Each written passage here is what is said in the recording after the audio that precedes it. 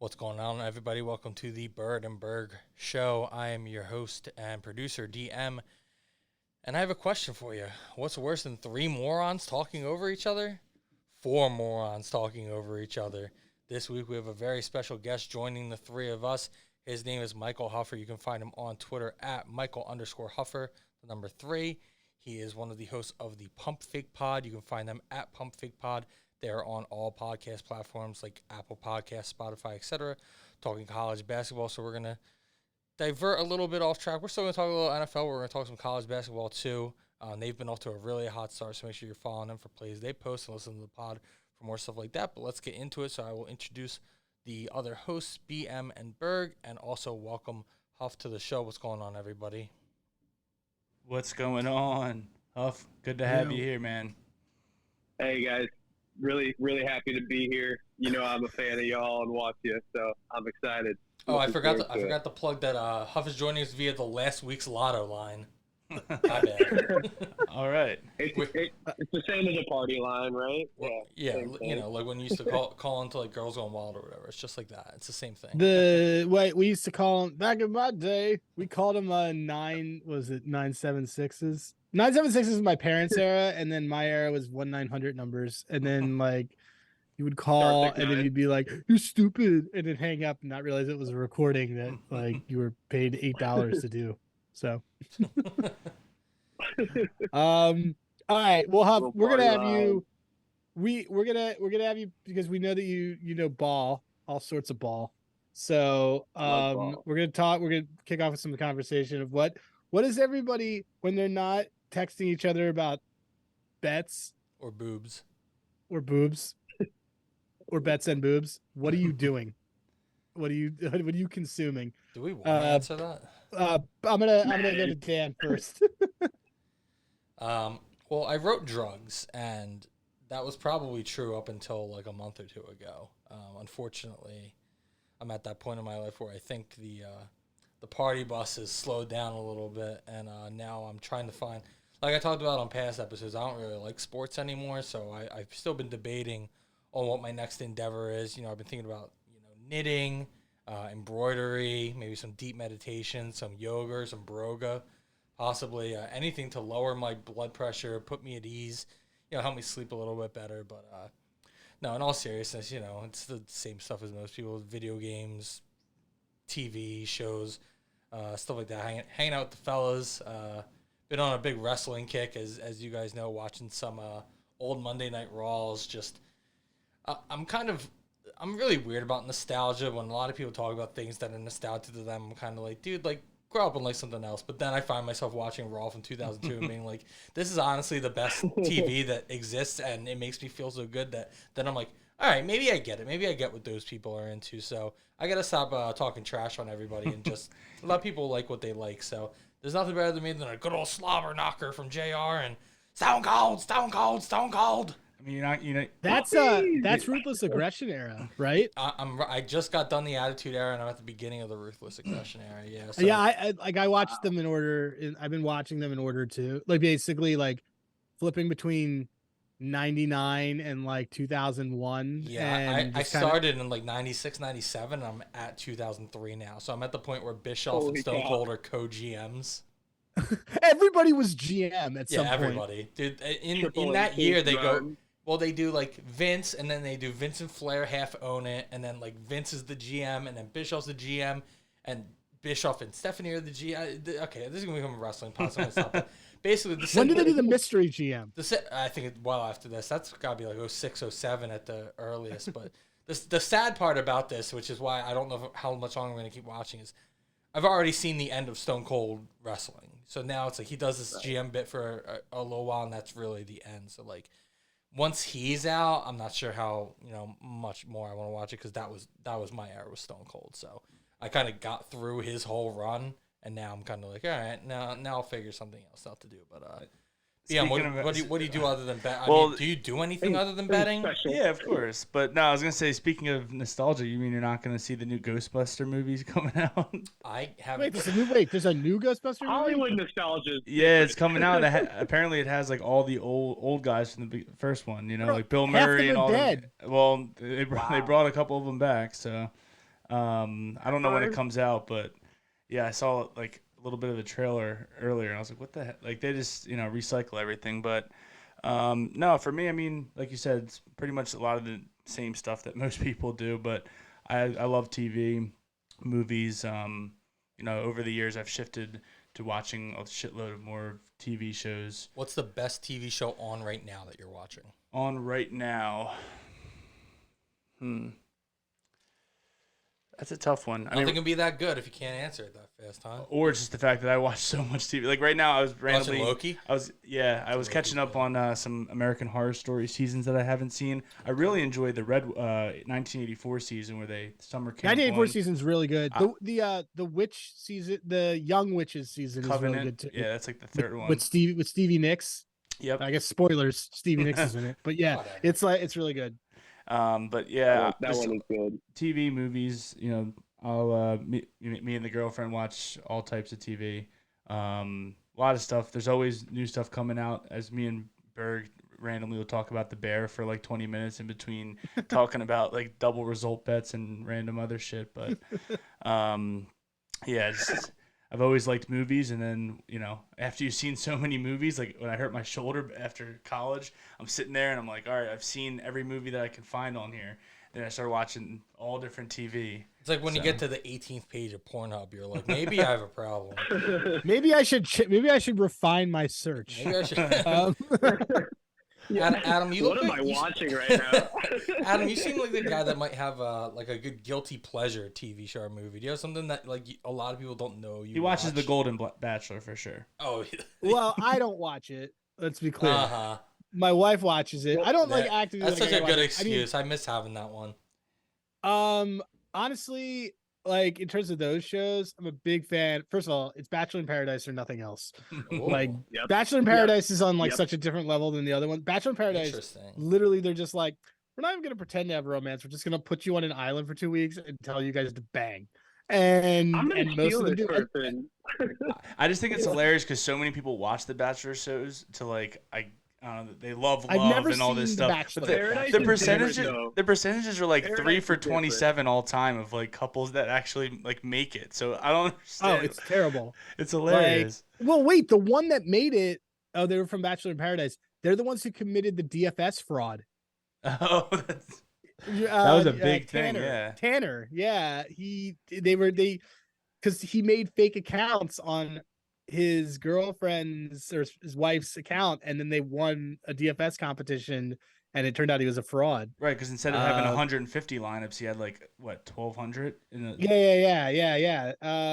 So I want to jump in here real quick. We got a lot of guys in the chat this evening, so we appreciate everybody tuning in.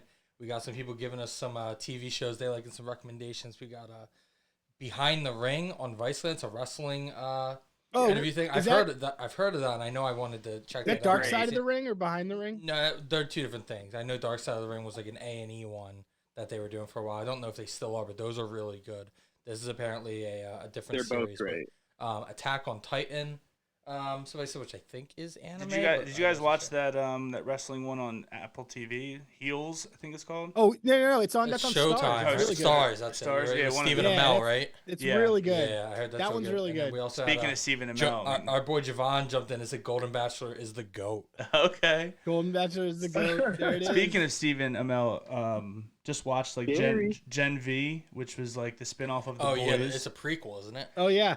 So it's actually after. It's like a bridge in between that and Boys season 4. I mean. Okay. I gotta watch that. It's not even he's Stephen Amell, Homelander's in like the last episode for 2 seconds. That's cool. That's the that's the tie-in? The bridge. Yeah. Okay, I see. He was also the GOAT in Banshee, which as you guys have seen over the couple years I've been friends with you guys. I tell every single person ever to watch it because I think it's pretty flawless. But Banshee's a good one. I consider the same shit as you guys. It's just a lot of like late night wrestling stuff that I watch, but also old 80s crappy horror movies. Like I really like Creepshow and some of those ones that are like all based off of like Stephen King, and they're just like 12 minutes that make no sense. I don't have the time to like sit and watch like a 2.5 hour the movies thing. So like I think So I Yeah, just watched it's like just- two or three episodes of a TV show at the same amount of time. All right. Did you ever watch You know what? that, like, The last Beyond show I really Fact loved was Fiction? Dave. Yes. Well, besides the bear, I really Dude, like Dave. I loved season 1. I hated season 2 when it came out, and then I've rewatched it since. And I'm like, I don't know why I didn't like it then. It's ages beautiful. I better. love season 3 though. Yeah, I'm not even there yet. It's very good. Before we get too off track, because we're doing a lot, Yeah. I do want to get to sports. Huff, what are you doing? Non-gambling content. What do you do on the side? No, you just had a basketball game tonight, right? Yeah. I mean, if I'm not playing sports, I'm trying to find a way to be in sports for sure, and that's either virtually or, playing basketball. You're a Madden guy weekly too, or right? whatnot. Oh yeah, love Madden. I haven't been able to play much. He's a West Coast offense Madden guy too. He fucking he's played against Javon. He also punts on 4th down though. He No punts on way. 4th down. Yeah. Wow. No, never punt on 4th down. He's the Ron Rivera of Madden. Or like Josh McDaniels, like kicking a field goal down like 5. I can't remember. He's down 8. Was that like Monday night game? Yeah, down 8. Yeah, that was Nick awful, Sirianni but doesn't play Madden because there is a punt in the offensive playbook. literally, yeah. And the tush push, it's not the tush push. It's Correct. that, it's just like Correct. the quarterback just falling down on the line, pretty much. And you golf a lot too, right, Huff? Oh yeah, I he's like to a golf. pro, dude. He's winning tournaments and shit. Yeah, well, I like golf. I mean, it's a lot of fun, but it's also frustrating as hell. But you know what? Seeing myself get better, and I played baseball. So is betting growing on up all sports, my bro. life, So it's welcome like to the tough. club. I mean, I used to But always. yeah, it's good. I mean, I used to always say like I wanted to be in shape enough to be able to do like there's 3 things you can play in your 50s or higher. You can like play random maybe basketball, hit an elbow jumper, play decent defense, and pass the rock. That's about it. And then the other 2 is Right. golf or tennis. You got I to was gonna pick say one. better at tennis on Those there, yeah. golf or tennis, and so I've been I'll golfing be a honest, decent amount. though. I'll wake up sore tomorrow. I'm 26. I'll wake up sore tomorrow from basketball. But like, Dude, you're yeah, 26. Like in You don't know golf, what sore is, dude. yeah, well, true. Yeah, like I You know, gonna learn, son. I know. Well, I'm gonna learn. I know. That's what like the existential dread in my mind is like, oh God, it's just gonna keep progressing. like that's exactly what I was thinking. But no, like golf, it's so leisurely, but also with the boom, like you can get stuck like in a 6-hour round. But then you're like, all right, I guess I'll get drunk too while I'm here for 6 hours. BM was on a golfing no, tangent for like a month, man. That's all he was Yeah, doing. back-to-back It's- bachelor parties, it's the all best. golfing. It's a good time now. Oh yeah. Oh, that's the best time. Yeah, the bachelor parties. I want all my friends to get married every year so we can keep that up. All right, boys. But So yeah, no. on to the actual sports stuff. Before we get into Huff's wheelhouse and college basketball, I know we do have. We're gonna talk some NFL futures and angles and stuff. You like? So Adam, you want to kick this off? Yeah. So look, a little bit different than what we normally do. I was gonna kind of pick out a couple categories of what I wanted you guys to kind of do. And I know Birdman is just like right there going like this. Getting really excited to say something to start with him. But we want to talk to folks about like what your kind of approach is. Are there guys that you like? And I want to kick it off. I'll kick it off with the big one. We'll talk about NFL because we're not gonna overwhelm people. But the way I was thinking about this was like with the MVP market. So like Birdman and I were talking about this the other day, but approach that I've been kind of looking at with some of these things is just we're now at the point in the season where we start looking at marquee games changing the market from week to week. And the specific thing that I keyed in on is if Jalen Hurts and Patrick Mahomes are 1 and 2, 1 and 1A in the MVP market, then they are playing each other in a week and a half. The winner / the loser of that is probably not going to be MVP, or will have their case really messed up for it. So, and they are tied, at the front. So that was something I was looking at. Like, if you didn't have liability on one, you could take the other because like it's going to be gone after that. But Birdman, how are you looking at the MVP market going forward? And is there any kind of advice and tricks you're kind of looking at with it? I full disclosure, I hate these awards because like they've turned out to have no rhyme or reason, but they're still kind of fun to bet with free bets. Yeah, I mean, we hate the awards when it's week 9 and the numbers are +2 or +300 for the top 3 guys. But for MVP and Defensive Player of the Year, I kind of view it the same way. I think there is a tier 1 and a tier 2 for both. And I think for MVP, for me, Hurts and Lamar are tier 1 and Mahomes would be tier 2. And for the defensive player of the year, I think it's Myles Garrett and TJ Watt tier 1, and you could put Parsons at tier 2, even though his counting stats aren't really there. We know he impacts the game as far as compared to the other guys, because it's not just sack numbers, but he's been up there at the whole top of the season. But the reason why we don't like it also is because you want to get on some of these guys earlier, right? Like you were saying, of like the marquee games. I would imagine before the Ravens smoked the Lions, Lamar was probably over 10-1 or something, and then he's only climbed higher and higher. He's been around there. He's been hovering around that the whole time. But then his odds went down to 3-1 right after that. Right. So, you want to try to attack those like a little earlier. But mid-season, if you're going into it kind of blind, like with no other futures like beforehand on the markets, it's kind of difficult, to take some of those top guys. But like you said, you just have to go around those marquee games. So with the tough stretch, if you think Hurts is the guy, I mean, I think you probably take him before the Chiefs. Or if you really love the Chiefs but think that they might win the next 4, maybe wait till he loses, Mahomes jumps up and then take him. But it's kind of tough because Mahomes has that respect where if they do, let's say they beat the Eagles convincingly, he's going to be a big favorite. And who knows what happens with Lamar and the Ravens, considering they play the Browns, Bengals back-to-back, short week that they're playing the Bengals.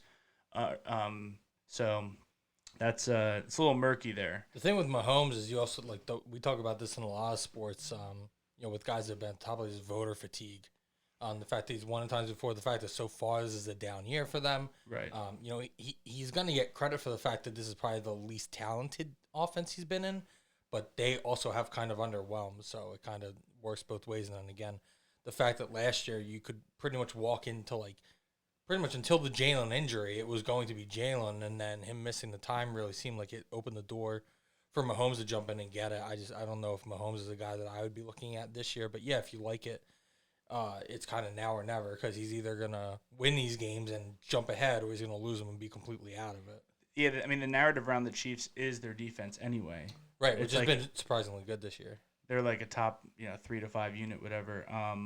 So yeah, to answer your question, it's kind of tough. I mean, I would hope maybe some people who watched episode 0 and got a couple futures and got them thinking, maybe they placed some bets on their own and got some people that they can kind of play off of, and you're not really like directly hedging. You are, but you don't want to have too many open positions, because then you're just cutting into your potential profit, especially at some of these low numbers. I was gonna say like Tyreek Hill, but let's let our guest speak. Huff, have you looked at any futures on MVP stuff that you really like? I'm not the biggest future guy. You live in the past. Is that what the problem is there were no Colts futures to bet except AR Rookie of the Year, and he's out now. Yeah, and Steichen Coach of the Year at 25-1. When it comes to like MVP futures, like in mid-season, that's what I'm specifically like talking about. It's I feel like it's about finding that sharp angle, but also like you don't want to bet like some reason like Brock Purdy, just at 4,000 for no reason. So, I mean, I like Lamar at like plus 500. He was at like 650. It keeps going down. Like if the Ravens do something, like there's looks, but Mahomes does what he does at plus money as well. But for me, I can't buy a future at plus 240. But I totally get that angle too. It's just not in my wheelhouse or system, and not something I normally have a look on. But if you're going to want to bet someone, obviously, with the angle, you have to have an angle. You should always have an angle anyway. But when it comes to like MVP futures in mid-season, I don't know. I can't tell you I'm an expert or have an expert opinion on that at all. It's harder because it also just gets it gets sharper and sharper. I almost took Georgia to win the national championship at plus 275 today. Because I had a free bet on it. Yeah. And I just think they're gonna have there, but like you're right, it's just that kind of thing. I took Bama plus 1,400 a couple weeks ago. I ended up taking Bama football for CSP because I'm like, okay, this team has won multiple national championships and they're plus money at this much, and they only are one loss. If they win out, they can easily make the playoffs, and a lot of things happening in college football. So that was my angle on it with that. No, it's a good look. The other thing with though Lamar is he's climbed up the comeback player of the year. I don't know if you guys saw that. His odds keep climbing on that, and because that's like the weirdest award out there. I mean, me and Berg and I think a couple other people put a little bit on Dobbs, 10-1. I think it's somewhat worth a look. I mean, it's such a fucking dumb award. it is I hate it, and I'm told myself like, oh, I'm not going to bet this because there's a chance. I was telling DM earlier that these voters do not care about this award, so they're just going to pencil in Damar Hamlin because he's on a football field regardless if he plays. Who knows if he's still eligible? But he's been the favorite the whole time. Like if he doesn't play, I don't know if he's eligible. You know, I don't think he would be actually eligible to get it, but. Didn't he play like a snap? I think he's played a snap. Well, he played a snap in one game. He's played special teams, I think, at some point, right? Like once. It was only one. I think that was the snap. I think it was like one. So he's played. But the reason Dobbs is a decent angle is last year they gave it to Geno for resurrecting his career. If Dobbs is able to, the Vikings have a pretty tough, easy schedule remaining. So if he's able to get them to the playoffs as a wild card after they lost Kirk Cousins, didn't have Justin Jefferson for some weeks, I mean, I like that narrative and that story, and the fact that the whole thing this week of him not even knowing anyone's name and learning the cadence with with the O-line. It's a better story than, okay, Tua, who's been up and down. Everyone keeps talking about they can't beat good teams. People hear that and listen to it and go, okay, well, I can easily write that off. Lamar, it's kind of weird. He was an MVP. How can you give him comeback player of the year? He only missed like 5 games at the end of the season. Yeah, that one doesn't sit well with me. And he quit on the team basically. Yeah. He did it. Yeah, so it's a bad look. But look, they'll Brees Hall and Baker. That's the only other two. They all start getting their weeks. But look, we as we are waxing through, and as I'm responsible for timestamps, so we're already at 23 minutes. I'm gonna go through our guests so we can talk about some of the stuff that he's an expert in. He is here for. Okay, Huff. Ball. The Ball with the kids that I love to bet on. Blue Chips, fantastic movie. Tell me how you can keep track of all of the. How do you, dude? We can barely do it with 32 teams. How do you do it with like 300 colleges? That's always the question, right? It's overwhelming, like seeing a Saturday slate, like Monday, that was overwhelming to view the slate. It takes discipline, right? And everyone's got these systems and whatnot, but you're seeing like systems kind of go away and vanish that have been true to college basketball, like neutral court unders with pace of play increasing. Those systems they still have value in time, but like when it comes down to it, you got to have discipline. You got to know who you're betting, using data sharply as well. There's tons of stuff out there. There's tons of people out there betting on every game and having take on every game, or all these computer-generated takes on games.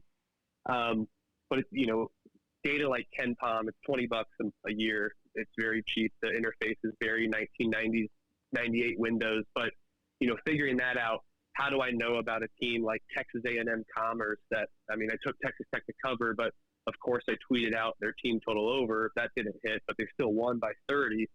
How do I know about Texas A&M Commerce, a random team versus Texas Tech? I can't watch every single game. Heck, I can't watch every NFL game even at times. I have to catch up. So if you can find highlights, I like to watch highlights of teams when I'm betting on it and coming up with the best bet to just at 8 times the speed and just kind of watch what's going on. That's very crazy, but adding that with the data of KenPom and just having discipline of who you're betting and know what you're betting and not chasing a loss of these random kids, because these kids don't cover and they're just kids, right? From like Big Cat says, but and then also taking those sharp angles as well, like finding props as more bets come available with popularity of college basketball, and there's more trade markets out there.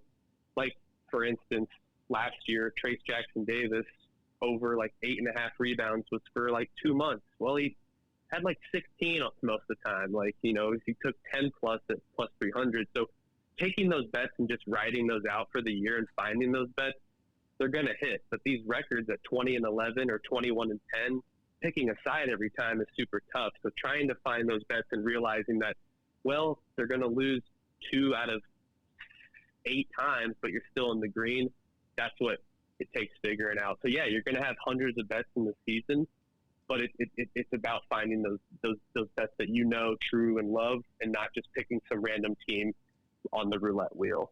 In my opinion, if that makes sense, I gave you 3 answers into one, but it makes plenty of sense. Huff, let me ask you because I know you do the pod with other guys too, and so I've had the fortune of working with Berg here, and I think it's really made me like a smarter, better, and I get to run a lot of stuff by them, and that's kind of like the beauty of this show is that when I go to my tracker and look at a lot of the futures I have, a lot of the plays I have, like all my stuff isn't necessarily my stuff at this point. I'm playing stuff off of them. I have stuff that I've thought of that they've been like, well, what if you take this angle instead? So how do you kind of do like the joint approach with the guys on your show, and how has that helped make you better as well?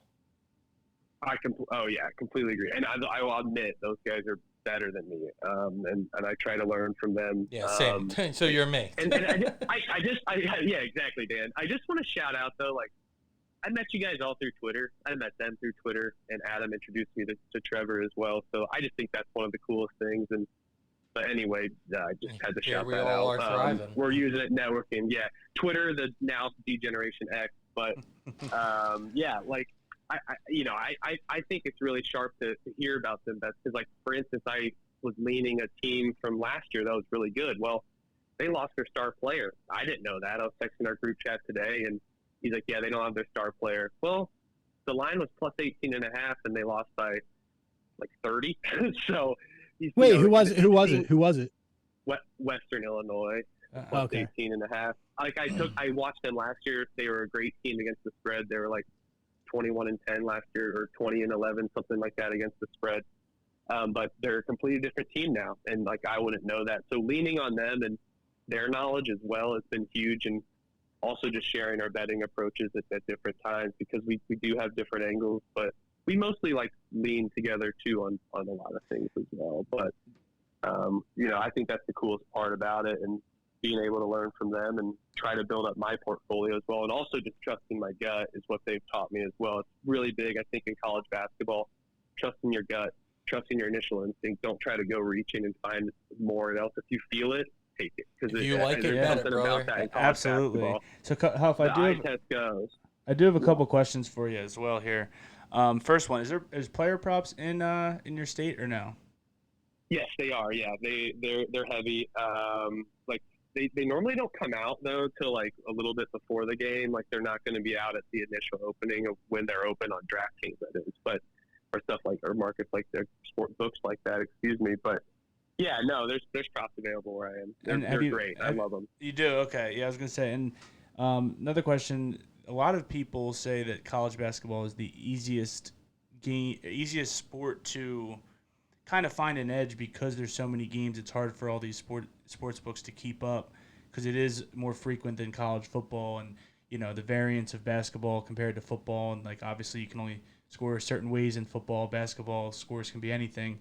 Do you think it's the easiest sport to? It could be ball in the hoop. It could be anything. It could be. I mean, It's definitely not the easiest sport at all to cap. I mean, you're going to look at guys that, in my opinion at least, like it's the easiest sport once you find that edge. You're right about finding the edge. And I meant easiest sport to find the edge. I don't want to diminish the fact that you are handicapping all these games. It's really hard, That's the hardest part, but like also like finding the edge and sticking with it, like, and not backing away from it. So like, because they're going to lose 2-3 games in a row. Well, guess what? That team might be a 5 seed in the tournament, and they're a top 25 team in the country, but they just lost 2 or 3 games in a row.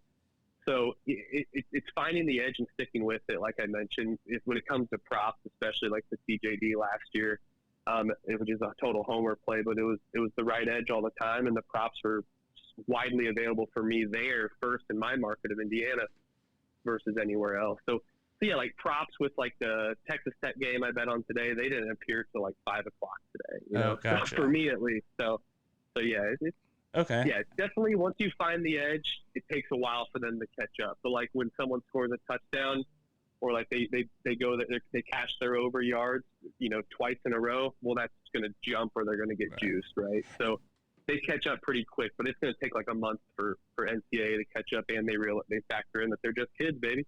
So. And one more question. of all the 300 college teams and everything, how many mascots could you name off the top of your head, you think, like percentage-wise? That's fun. So, funny story, my rehearsal dinner, like not my best man, but like second best man, whatever, I don't know what the hell to say. He gave a speech, and his speech was, like, he quizzed me on that, actually. So I was pretty drunk and a little, but so I think I got like 5 or 6 right or something like that. So, Okay. yeah, I'm confident in it, but we'll see. So, you know, I think I could probably name in the hundreds, but at the same time, I'll mix them and get close. That's good. That's awesome. Nuts. I can name like one. Yeah. Well, I mean, I was just thinking because like I only know half the guys because you've said them. I mean, to your point before, like we were hammering Trace Jackson Davis rebound props all year last year, and because he was like higher. They were pricing him at 8.5, and he was getting like 17 a game, and Javon was calling him like future Sixer, and that was. But I don't know how you know all the dudes. Like it's like when we get to tournament time, I know them, and that's it. And it's just, I mean, I guess are you? Well, hold on. Are you a model guy, or are you just like do you take like a collection of teams and you're like, this is my thing? And I know Birdman and I both have an approach that we use to try to do that we'll go to in a second. But do you like? Are there conferences you would say you know better than others? Oh yeah, absolutely. And even like conferences that, like SoCon conference or something like that, you know, or you know, the Metro Atlantic conference, like Canisius tonight against Syracuse at the 13.5 spread they covered.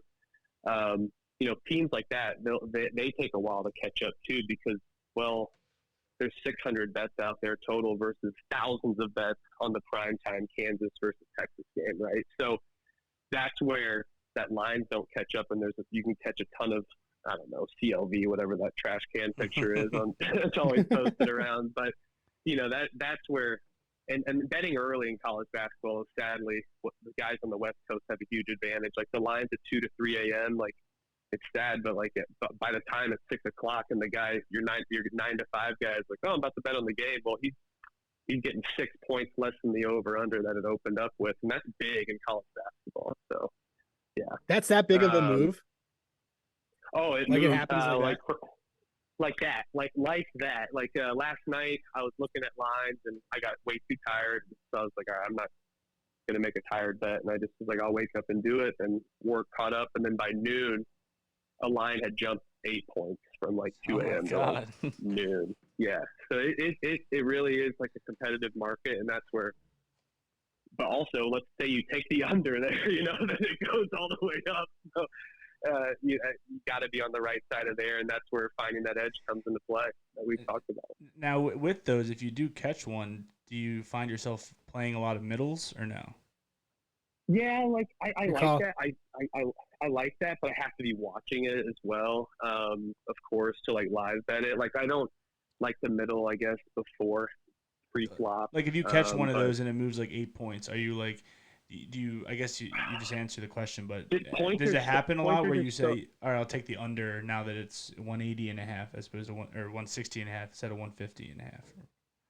Yeah, I like to do it as live bets more. There's opportunities, but it's not like the points are just so wild in college basketball and chaotic that I don't like to do it. I feel like that's almost like teasing college basketball, like we talked about, right? But like at the same time, I've already placed my bet. I'm just going to ride it out and hope for the best, I guess. Yeah, it limits your action too. I'm up that early studying 19-year-old kids. Like I'm like a weirdo. So it's like I'm like on KenPom reading data about, you know, a rebounding efficiency rating at like 2 a.m. just to try to get the line. Like, oh, here's the edge. They can out rebound them. But then I wake up and I'm on the wrong side. I'll probably just swallow the pill and hope for the best. And how chaotic it is, it works. But I don't find myself middling, to answer your question, too much. You were crushing first half totals last year. I remember that. Yes. You were. Yes. That was like a big thing. I mean, there's like, I can say like, I'll let Birdman talk about it, but like there seems to be, because of one of the things with capping on college, when you have a ranked team, you're automatically making a way that people are going to want to bet or back something.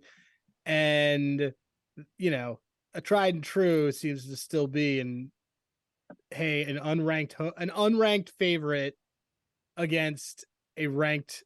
Wait, what is the Birdman? It's the home team has to be either unranked playing a top 25 team or a lower ranked team. So like let's say I'm 24th and I'm at home as a favorite and I'm giving points to like the 12th ranked team. You look at it and you're like, well, that doesn't really make any sense. Why is the 24th ranked team giving points to the 12th ranked team? And it's in college, obviously the home field or home court, depending on the sport, it has an impact higher than most NFL and all these other sports. So it's just the home crowd, and these kids get shook, and it just ends up being. And a lot of people want to bet the team that's getting the points in those scenarios. And just like you were saying about unranked, that's usually an even bigger spot and at least more popular because of the fact like why is an unranked team giving points to anyone who's ranked? So just playing that on its own. I don't have it up on me, but I've been trying to keep track the past like couple of years, but it's at about in between 55 to 60%, or maybe even a little higher, like 57 to 60%. Every 2 out of 3 times, it's up in that range. So, it's definitely that's a great look. I mean, like you got to jump off when it comes conference play. Like right now, it's different, right? Like I like to set like totals and stuff right now, or high spreads, but. When it comes to that conference player, or even, I mean, right now seeing that model, that's where you got to take that edge because so much of the public's going to be, and that initial look's not like I'm fading the public. It's that people are going to be taking the higher ranked team. Oh, they'll win. I mean, but at the same time, you got to be able to make that jump off the deep end to be like, okay, I'm taking a team that's 8-4, but they're favored 2.5 against a 10-1 team. So yeah, that's where you want to really, take that. And that's probably the hardest part about college basketball is that. But that's a great look because people aren't going to take it. And the lines don't really move because they're taking the other way. And then when they stay stiff, like, all right, that's definitely going to I mean, for someone who doesn't really bet college basketball that often, like until the tournament, it's just an easy way. Same thing with college football as well. I play it in both of them. It's a lazy way to handicap a game. And if it hits every 60% of the time or close to it, then it's like all right. It's but you also I like to take underdogs, so that doesn't really mesh as well either. But yeah, now because I'll be listening to your. I was just gonna say I'll be listening to your pod, so this year I'll be probably betting more college basketball than I have before. Heck yeah! Hey, I appreciate that. Huff, but yeah, have you guys started thinking about, or I guess you did? Give me 4 teams you like to go to the Final Four and 2 teams you like to win it. Like it.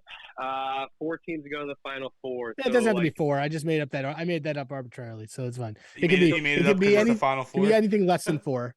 Yeah. So, for instance, last year I did hit the future of UConn. I'm not trying to talk about last week's lotto, but I am on the last week's lotto line. Yeah. I think it's so appropriate. They got to be analytically good. Like they're like the teams that are like the Ken Palm I keep touting, but that's where I find my data and there's plenty of other sites like Torvik and stuff like that have data. But in the top 20, that's where teams win. That's where teams go far. So there always will be a sneaky team maybe getting to the Final Four. But I mean, watching Purdue is gonna be probably in there, and I'm a huge Hoosier fan, as you guys know, so it's tough for me to swallow that. But Purdue, I'm gonna bet Kansas as well going to the Final Four. I'm gonna bet Tennessee as my Final Four team. Also, they're a tough, gritty team. I think they go far in the SEC. If I have a sleeper to take, like a not really sleeper, but they might be ranked less, is going to be USC in the Pac-12. I like USC as a sleeper. Also, I like Creighton. I know that's 5 teams, but teams like that, like once it gets closer to the March Madness, like because all the teams right now are like going to be some long odds, but it's just too early to tell. But if you can get a long odds on like a top 10 team right now, analytically, take it because those teams are going to most likely go that far, and there's something to those analytic guys that get it right. He's gotten it constantly right in the top 20. Like UConn, they had a stumble year in the conference last year. Well, efficiency rating was great. They were in the top 15. So they were the most underrated team in the March Madness tournament. I can't remember if they were a 4 or 5 seed, but they were the most underranked, and you saw what happened because they're analytically good. So wait, how do you find? How do you know that their efficiency? Is their efficiency rating the Ken Palm one? Yeah, so like in Ken Palm, which like I said, the interface is pretty bad, but the data's Yeah, great. yeah. So like they have adjusted offensive efficiency, adjusted defensive efficiency.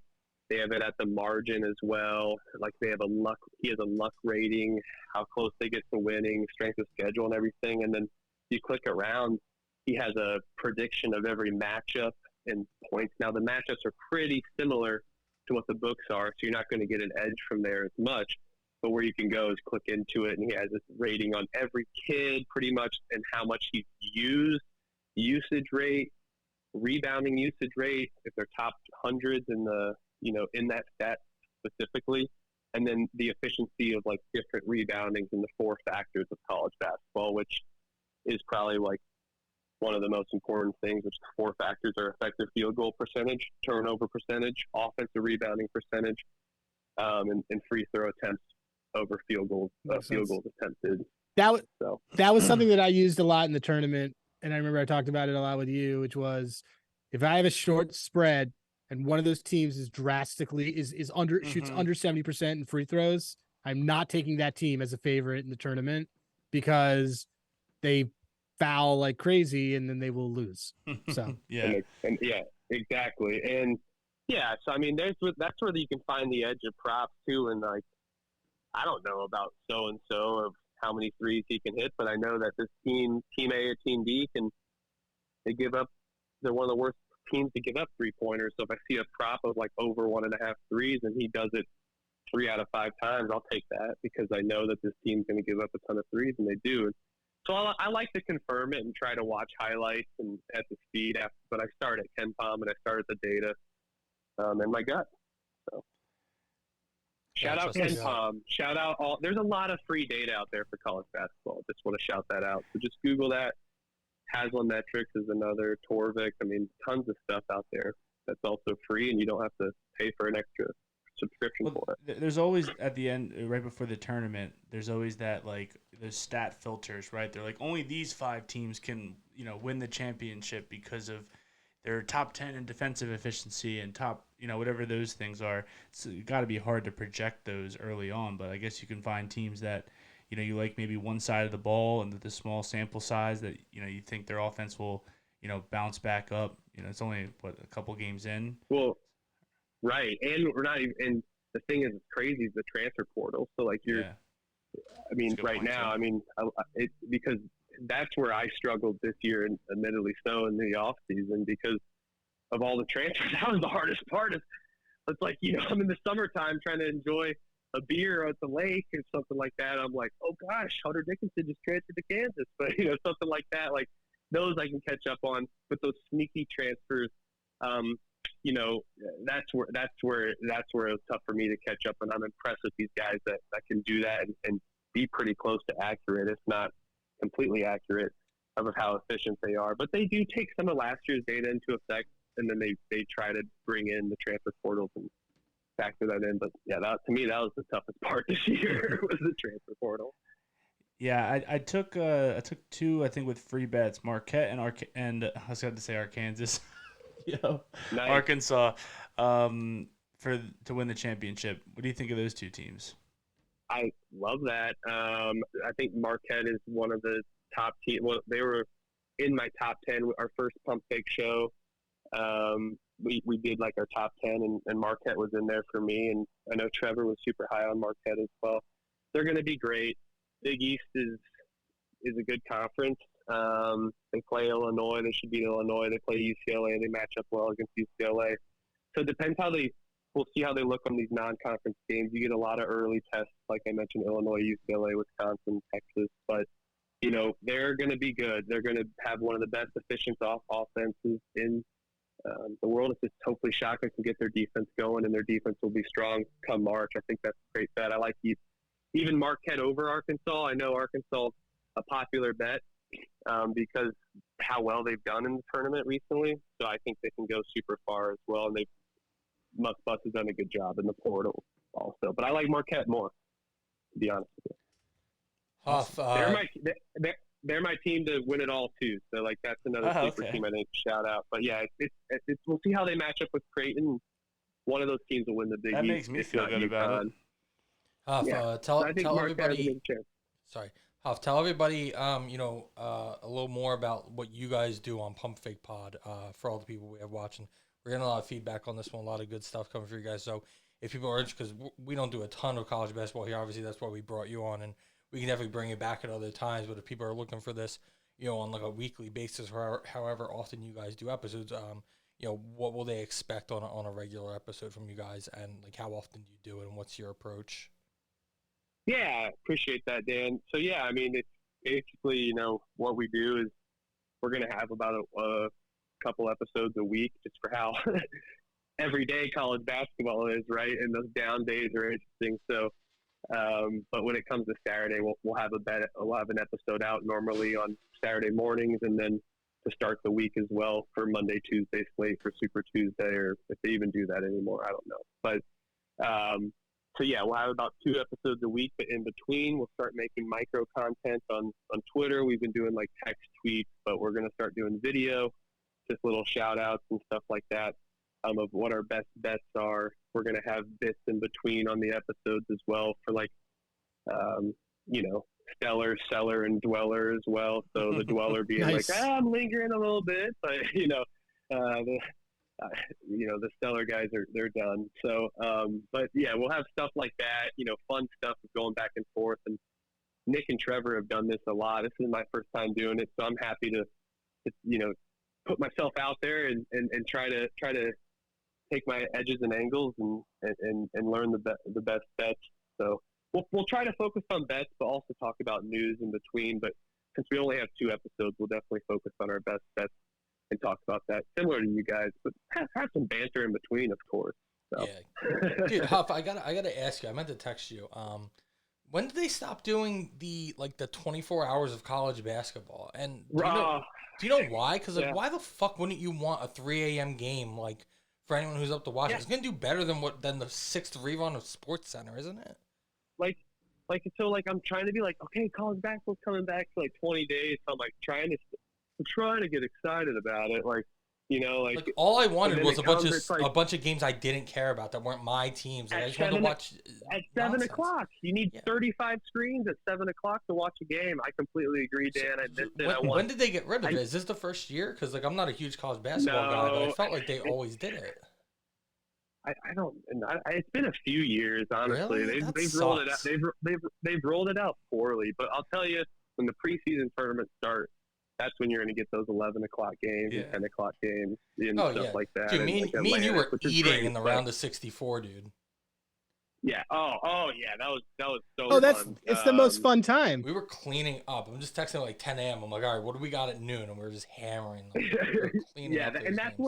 And that's why they need to do it now to get the hype going. They've done a bad job of getting the hype going, and the biggest games of the season. As much as I hate sports right now, I would love to just watch a bunch of kids play, and I don't actually have much vested interest, and I can just watch. Let me tell you how chaotic college basketball is. Auburn versus Baylor played last night in Sioux Falls, South Dakota, in the Stanford Pentagon. I mean, I tweeted about the Pentagon. It's a great layout, great place, but what? Didn't they used to do these on a battleship too? Baylor played there last year. Baylor played they played their Pentagon one last year.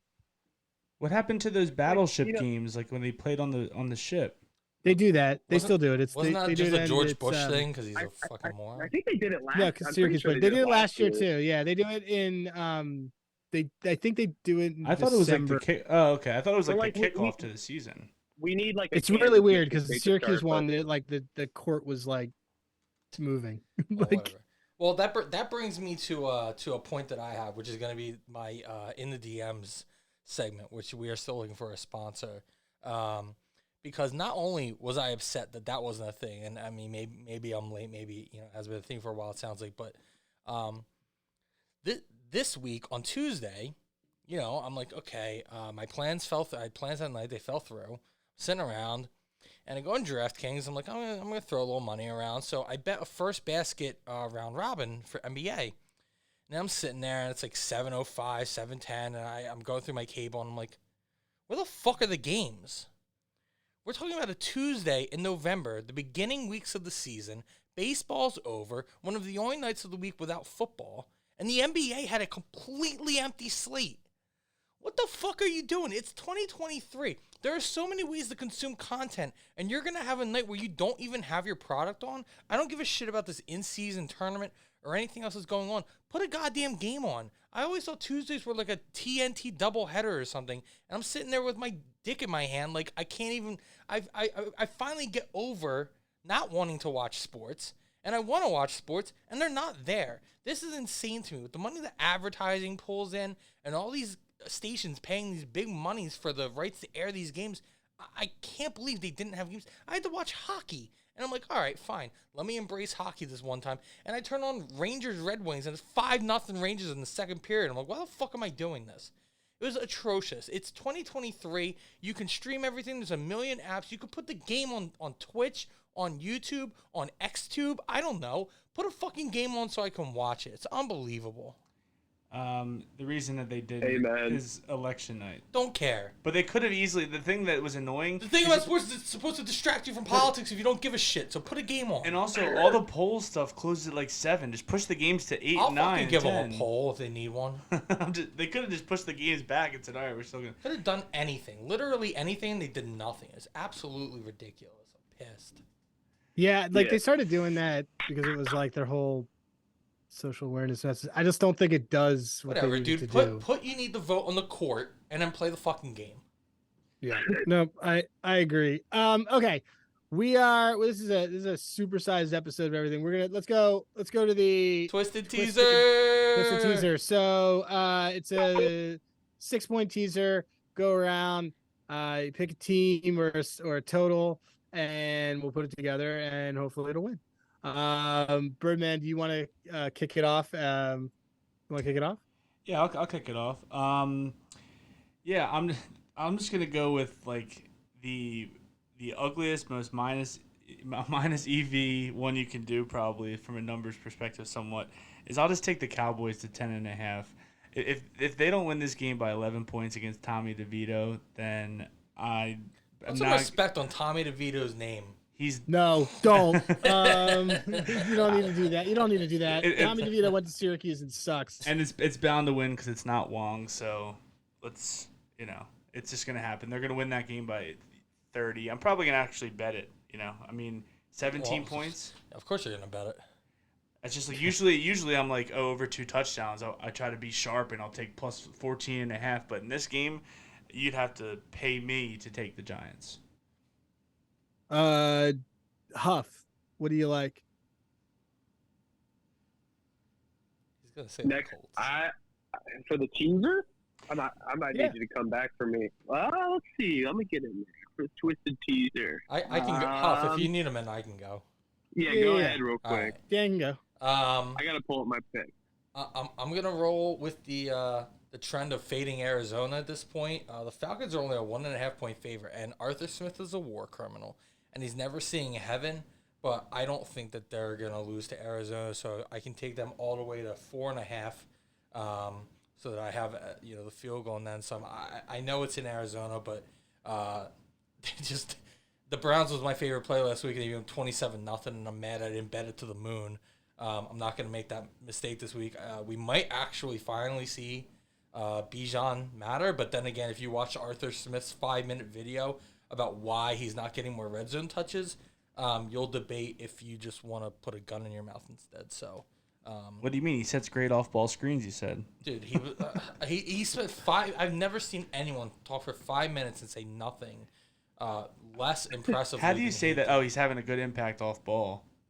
He's we have a lot of good players. What is he, Klay Thompson? He's a running back. Give me a break. Give me a break. Oh my god, it was so I can't. I actually watched the whole. I think saw a million people. It's Bijan Robinson, not Mitchell Robinson. He's not playing off ball. He was like Bijan, and I'm like, I don't think anyone calls him that. That can't be how you say it, right? I've never heard Bijan until today. It was so weird. And by the way, friend of the show, Sam Wagman, responded to a video and said, "I'm not reading all that." Or I'm sorry that happened, or good for you, whatever. Posted that meme to a video. Sam, step your meme game up. Sam. Fuck. Yeah. Sam's engagement farming in our shit, which is hilarious. I'll take I will take a Wong one. Just because Seahawks down to pick 'em. Sam Howell and Ron Rivera suck. Ship it, and they're at home. They should eat. I love it. Cross country. Sam Howell's not playing the Eagles, so he's gonna suck. Yeah, so he'll suck. Yeah, Bad Sam Howell has pasty. 700 career passing yards against the Eagles. By the way, That's wild. All right, Huffer, send us home. Huffer. Oh, guys, I can't believe I'm going to do this, but I'm going to take the Vikings all the way up to 8.5 against the Saints.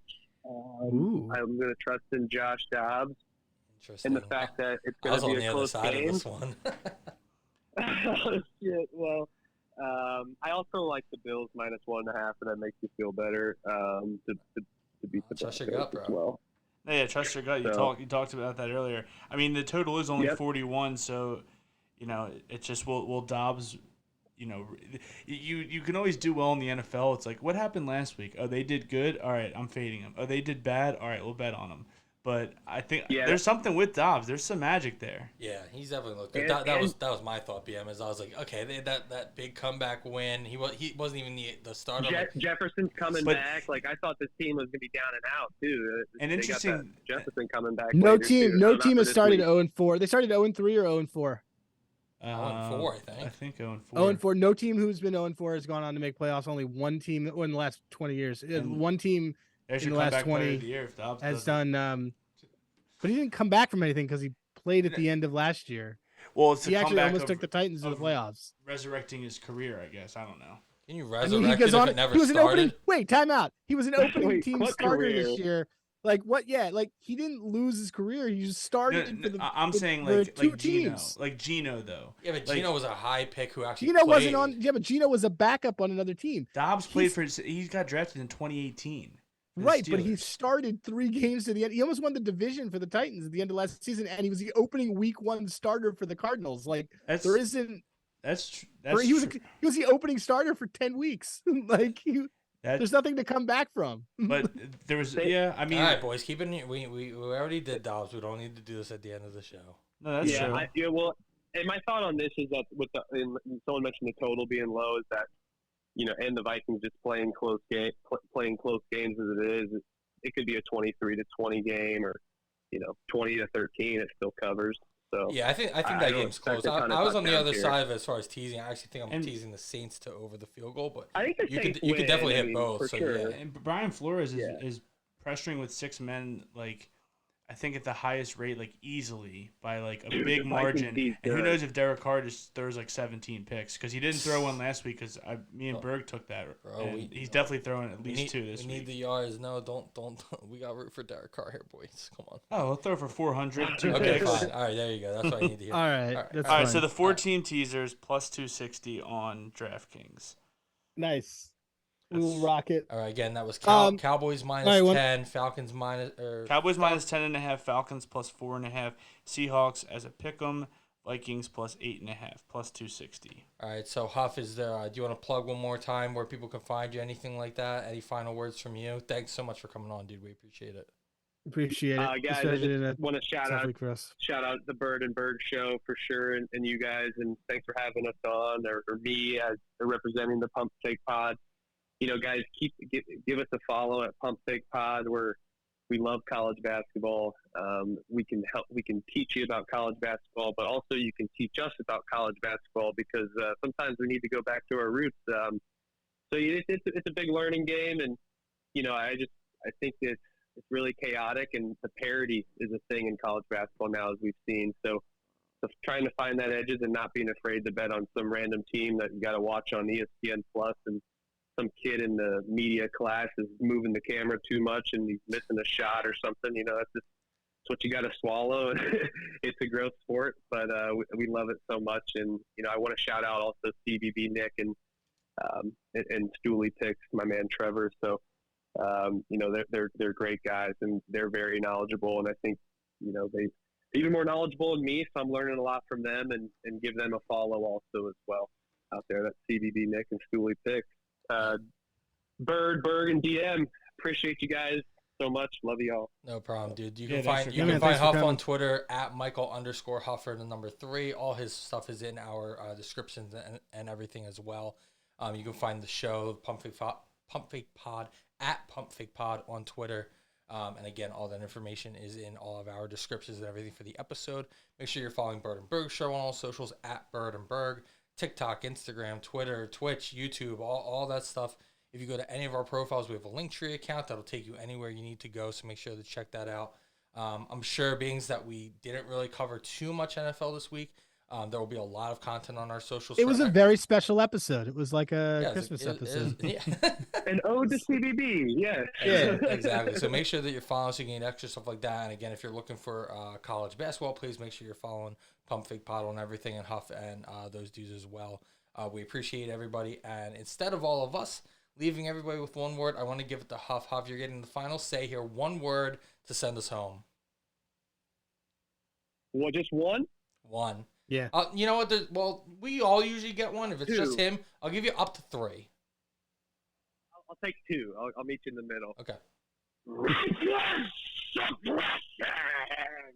Jesus Christ. Have a good night, guys. Late. Thanks for watching.